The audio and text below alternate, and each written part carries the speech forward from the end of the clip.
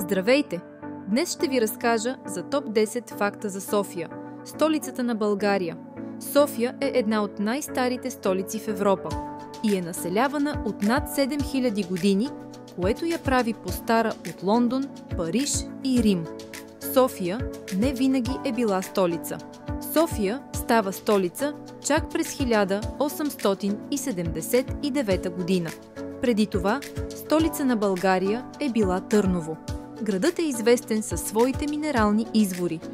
София има 7 минерални извора под себе си.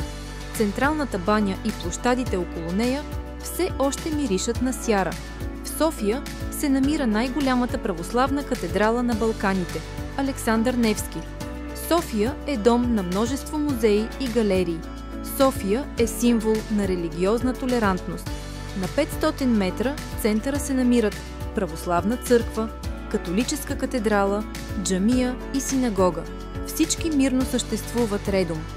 София е културен и икономически център на България.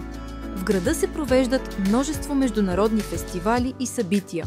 София е известна със своите красиви паркове и градини.